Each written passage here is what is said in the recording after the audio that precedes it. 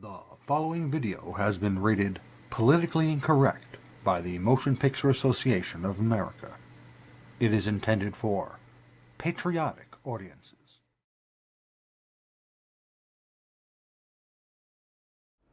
My fellow Americans, in March we celebrate Women's History Month, honoring the countless contributions that women leaders, scientists, and entrepreneurs have made throughout American history. We are a greater, stronger, and more just nation today because of women like Clara Barton, Susan B. Anthony, Harriet Tubman, and so many others. We honor them, and we recommit ourselves to a better future for every woman in America today. On my 50th day in office, I want to talk about an issue of paramount importance to families across our nation: health care. 7 years ago this month, Obamacare was signed into law over the profound objections of American people. Our citizens were told they'd have to pass Obamacare to find out what it was and how bad it was.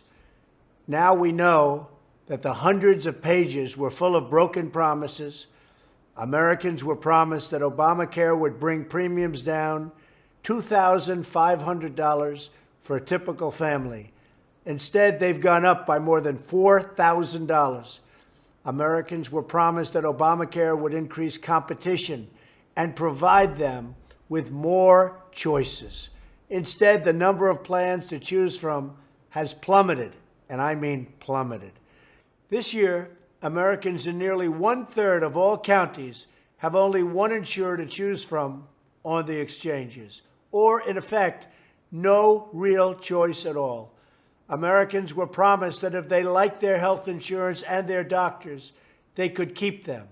Instead, millions of Americans lost the insurance and lost the doctor that they liked, and were thrust into a cold new reality of higher costs and less coverage. Through 7 long years of botched rollouts, soaring costs, canceled plans, and bureaucratic mandates, Americans have called out for relief. And relief is what we are determined to give them. I want every American to know that action on Obamacare is an urgent necessity. The law is collapsing around us, and if we do not act to save Americans from this wreckage, it will take our health care system all the way down with it.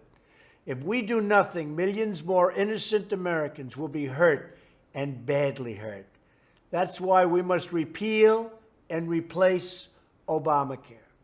House Republicans have put forward a plan that gets rid of this terrible law and replaces it with reforms that empower states and consumers. You will have the choice and the freedom to make the decisions that are right for your family. The House plan follows the guidelines I laid out in my recent address to Congress: expanding choice, lowering costs, and providing health care access for all. This plan is part of a 3-pronged reform process.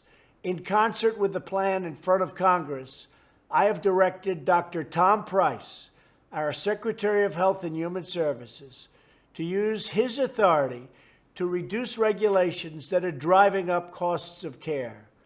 We're also working on reforms that lower the costs of care, like allowing Americans to purchase health insurance across state lines. You've heard me say that many, many times during the debates. I encourage Democrats to work with us to improve the health care system for the American people. Also, we will be driving down the costs. We will deliver relief to American workers, families, and small businesses who right now are being crushed by Obamacare by increasing freedom, choice, and opportunity for the American people. Thank you very much.